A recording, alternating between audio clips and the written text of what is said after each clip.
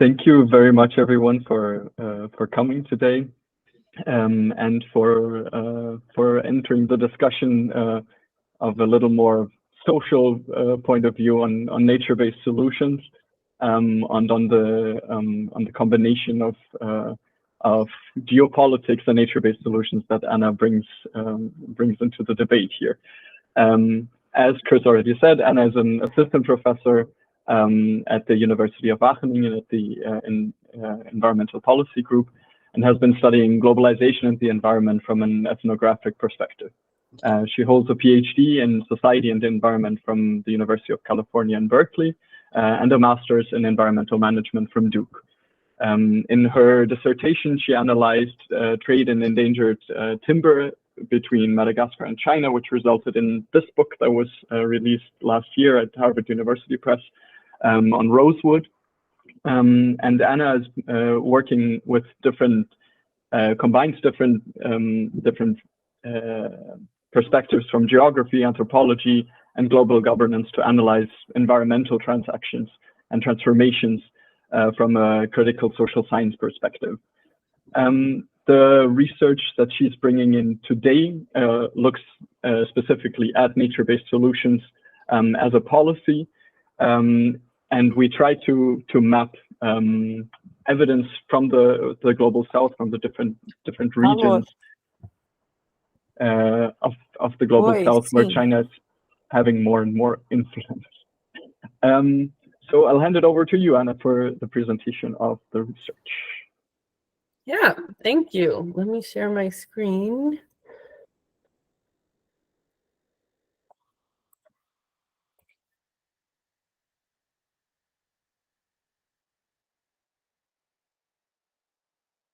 Should be going now. Can everyone see? Yeah, cool. Okay, great. So as Nicholas said, I'm going to present a paper that I'm working on with him and a few other colleagues in the US and Europe and Brazil. And it's on China's nature-based solutions in the global south.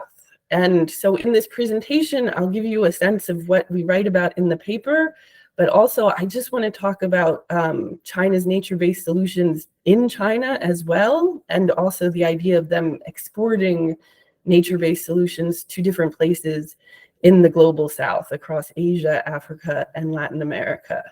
But I'll try to keep it a little broad, since I know we have a broad audience that's not necessarily policy focused, and a little bit general, and to talk just about China and the environment more broadly as well. So I will not go over what nature-based solutions are. We had a lovely introduction to that. But if you're talking about China and nature-based solutions, really, they began getting involved in the topic in 2019 at the Climate Action Summit in New York. They co-led a work stream on nature-based solutions with New Zealand. So very recently, China has become involved. But since that time, the topic has really emerged within the country, so much so that there's beginning to be a literature and coining the term of Chinese-style nature-based solutions, and trying to understand how China does nature-based solutions differently, or what they have to offer that's perhaps a bit unique from other places. So that's what we'll talk about. What is this Chinese-style nature-based solutions, and how is the country beginning to export these ideas to other places in the global south? But before getting into that too much, I just want us all to take a step back and think about China and China in the environment, because typically what you think about when you think about China is this right here, right? Massive economic growth, rapid urbanization. This is Shanghai, its transformation from 1990 to 2010. This is the story of China we all hear about. It's this dramatic change. In this picture here, the only thing that remains the same is the clock tower there, circled in red. And the city just grew up. But also this is happening too in China. This is Hunan province from 2000 to 2010. This is kind of another side to the story of China, and it's happening all over the country, arguably at a scale larger than the country's urbanization. In China, an area of land equivalent to a quarter the size of the Amazon has been regreened in this way. And this is the story of China that we don't hear so much, but we'll begin to hear more about it in the future. This is an image of annual change in forest area looking at 2015, but you could select any year, it would probably be similar. It's the net change in forest, right? So including additions through afforestation and planting and natural expansion, and also reductions from deforestation. So we see China here being clearly having the most net gains in forest cover. China plants more trees than the rest of the world combined. But it's very controversial, this type of tree planting. It's a type of large-scale ecological engineering that doesn't necessarily contribute to biodiversity or protecting wilderness. It's a very active building and constructing of forests and ecosystems. And this is really a quintessential example of what has become phrased nature-based solutions. So this is very representative of how China approaches the environment, this large-scale, almost infrastructure-based approach to planting forests. This has been going on for a long time in China, but recently it's being reframed in terms of nature-based solutions. So that's what our paper kind of looks at, this reframing. Here's another graph. This is from an article published in Nature showing global changes in global greening. This is changes in average leaf area index from 2000 to 2017. And in that article, they show that China's contributed more than any other country to global greening during this time, this period from 2000 to 2017. This is another visualization of pretty much the same statistics, just planted forests by country, by the top 10 tree planting countries. And we see here China very much at the lead compared to the US, Russia, Canada, Sweden. These are the next of the top 10 tree planting countries. So they have nearly 80 million hectares of planted forest by 2015. And just to give an example of the scale at which this is happening, this is perhaps China's most famous tree planting project in the country. It's colloquially known as the Great Green Wall. It spans the entire length of the country, south of the Gobi Desert. It actually covers more than a third of the country. And it started long before the concept of nature-based solutions emerged. Officially, it started in 1978. But it was building on tree planting efforts before that. And it's planned to be concluded in 2050. So it's like this large project in terms of space, in terms of time, and already 66 billion trees planted. Upon completion, it's anticipated to increase the world's forest by 10%. That's perhaps a bit of an exaggeration, but still we see the scale at which this is happening. And these are the types of nature-based solutions that have been going on in China for a really long time and are being reframed in popular terms now to be called nature-based solutions. This is another view of the Great Green Wall, kind of like what it looks like on the ground.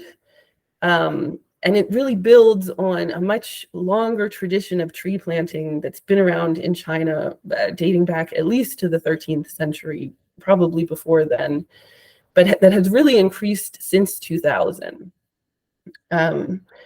Every year, China plants 2.5 times as many trees as the rest of the world combined. I actually think that's probably outdated at this point because tree planting has picked up in so many countries. It's probably not quite that, but China has invested more than $100 billion, the equivalent of, in tree planting since 2010. So initially, all this tree planting has been intended to stop this, right? Stop desertification and dust storms that threaten cities in the north of the country, but also Beijing, the capital. And these massive dust storms have historically plagued the area.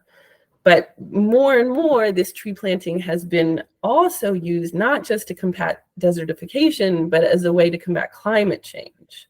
So it's being used to meet China's carbon goals. And those goals are carbon neutrality by 2060, but also peak emissions by 2030. And these, if they are met, it'll be the quickest time that a country goes from peak emissions to neutrality in history, and it requires a lot of effort across all sectors. But one of the sectors that will contribute is greening and tree planting. So as part of China's overall climate goals, they plan on regreening 33.3 million hectares for the next 5 years. That's an area of land about the size of Ireland each year. And these are the regreening efforts that are really becoming understood in terms of nature-based solutions for climate and for desertification problems together, dealing with those. So since 2019, we really see an uptake of this language of nature-based solutions.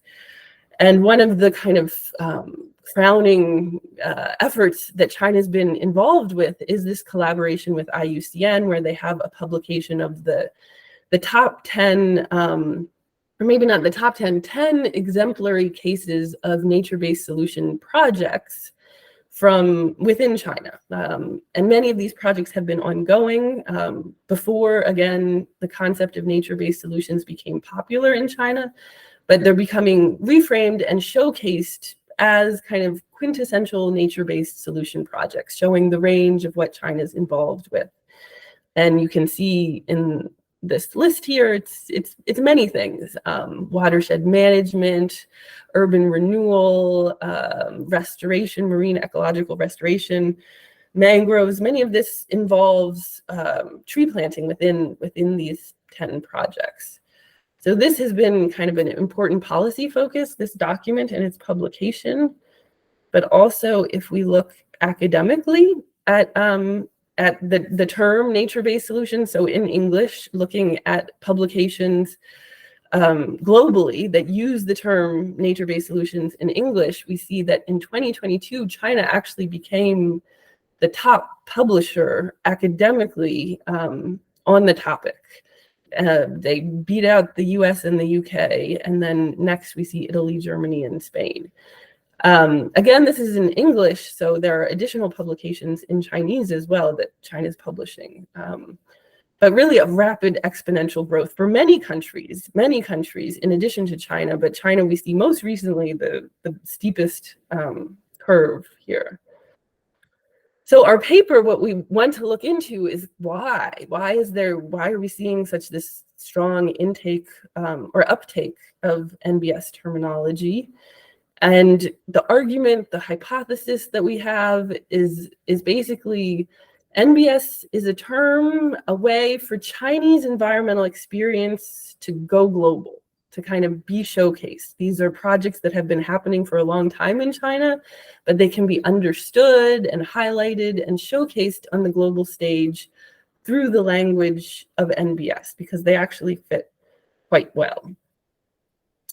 And part of that has to do with this concept of ecological civilization. I'm not sure how many people have heard of the term, but it's become very much a buzzword in China when it comes to the environment.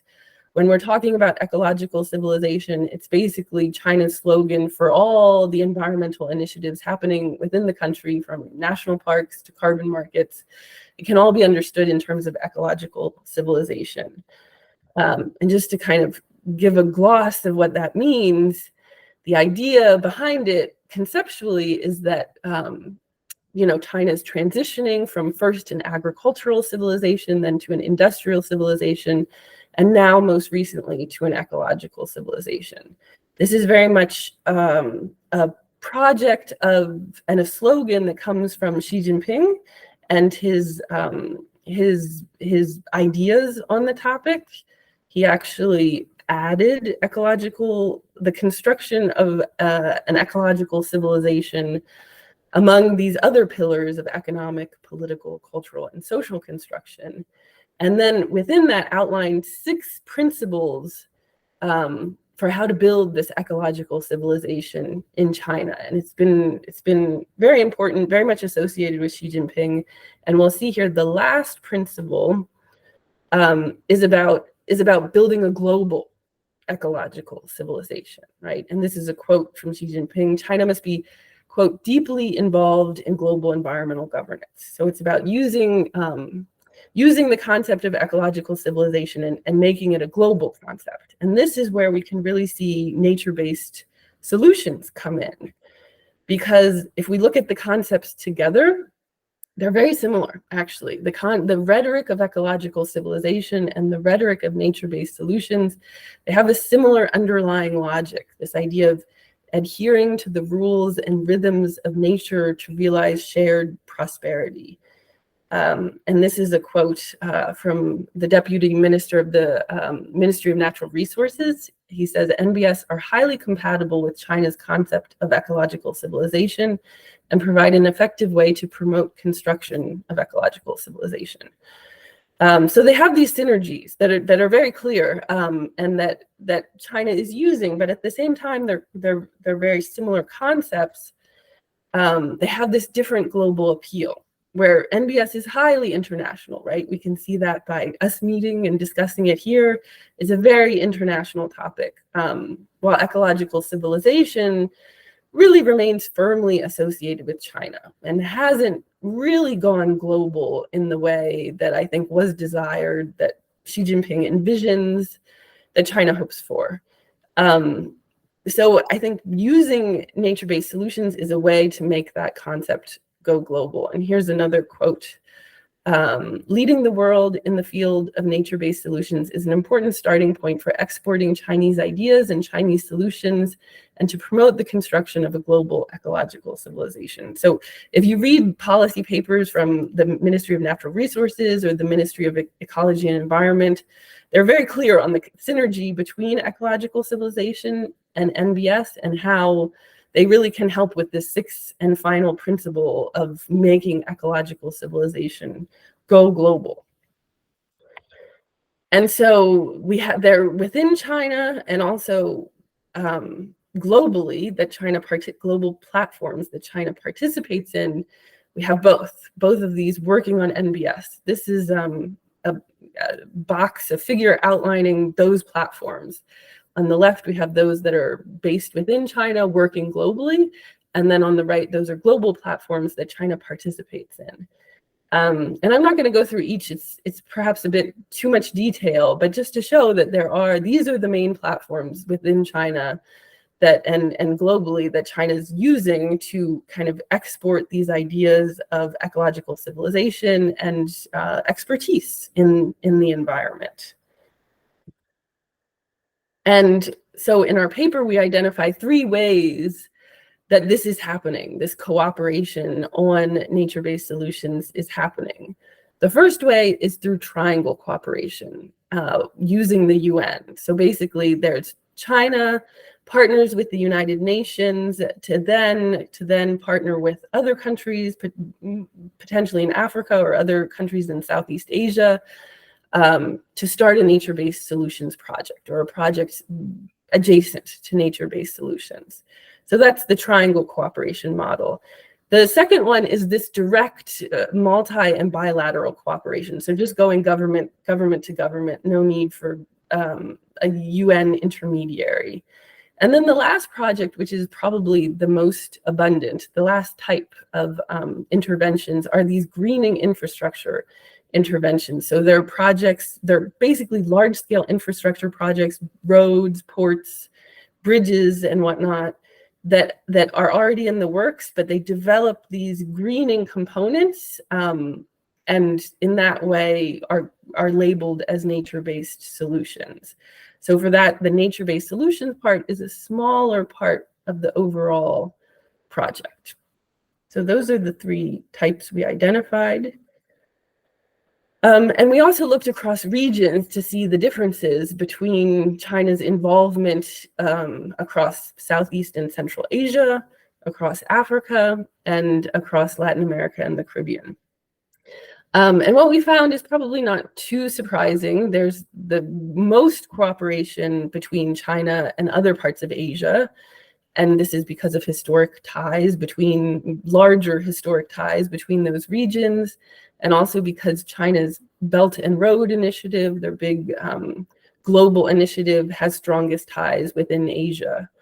And so many of the NbS projects build on those pre-existing ties, those pre-existing projects.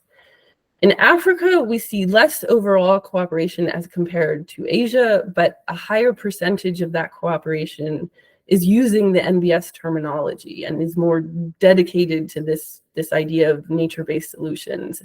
And here we also see more triangle cooperation, where in the first category, we see more bilateral and multilateral cooperation. With Africa, it's more triangle cooperation. The UN is often involved.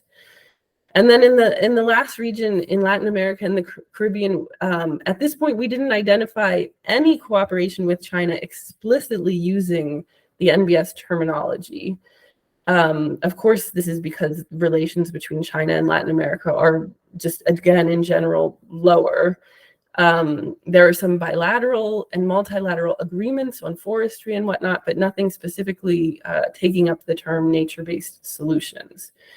But again, we think that might change given the funding, given, for example, China started their Kunming Fund for biodiversity conservation, which is likely to target countries in Latin America, as well as Africa and Southeast and Central Asia.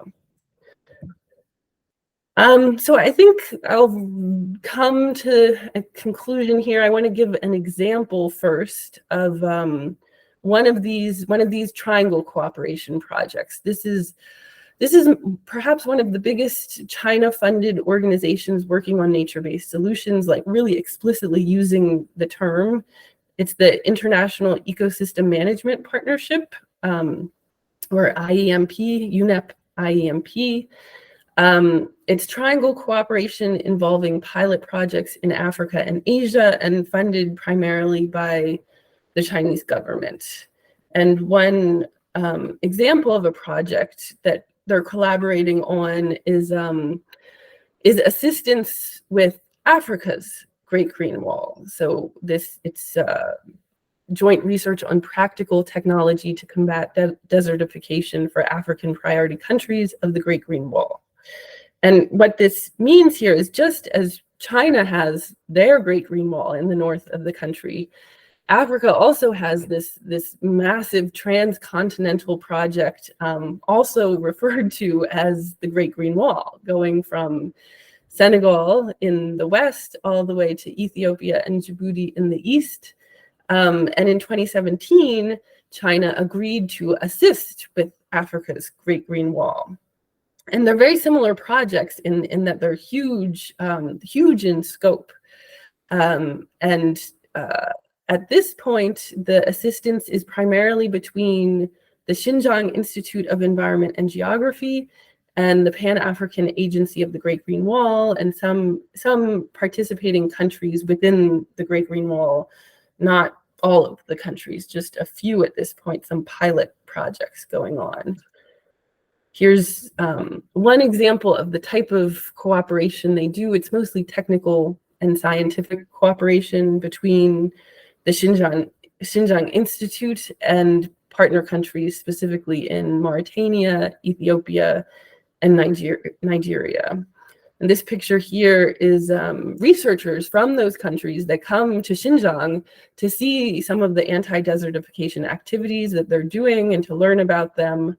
And when I was in Ethiopia recently, I talked to the coordinator for the Great Green Wall project at the African Union.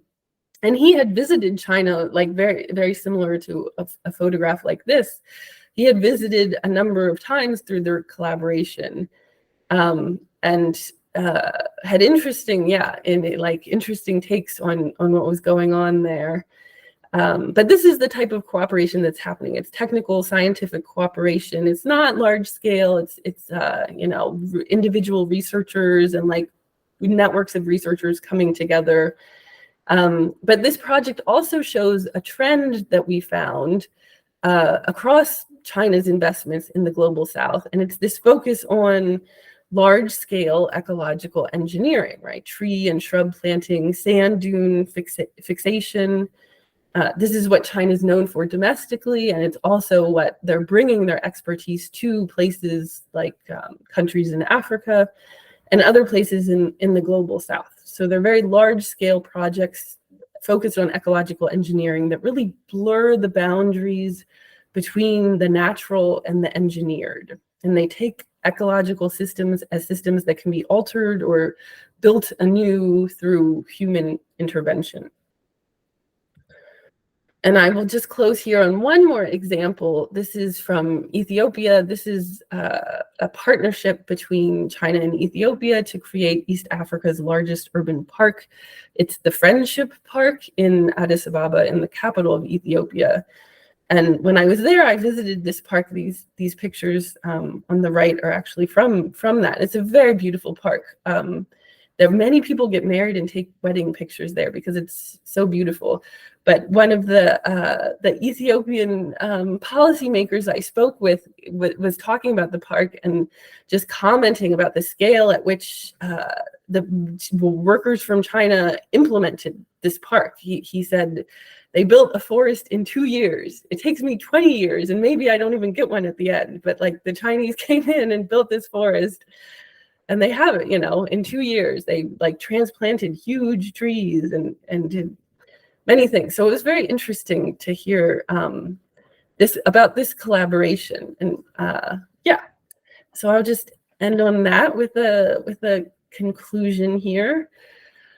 So overall, our paper found that nature-based solutions provide a way for Chinese environmental experience to go global, specifically by influencing environmental initiatives in the global south and sharing Chinese-style NbS and Chinese solutions to environmental problems that other countries might encounter as well. And within these projects, there's an emphasis on large-scale engineering projects that really blur the boundaries between the natural and the engineered, and a focus on ecological construction and ecological building, and this idea of building forests, really. And then I'll just end with a note of caution that the rhetoric here is really what we found in our research, really much greater than the actions on the ground. So while there's a lot of publications and policymakers are using the term a lot, the actual actions on the ground, like China's actual assistance with specific projects on the ground in Africa, Asia, and especially in Latin America, of course, is very small compared to the rhetoric. But this is true for many projects, not just China's NbS, but I'm sure many environmental projects suffer from this. So yeah, I'll leave it there and we can have questions. Thank you very much.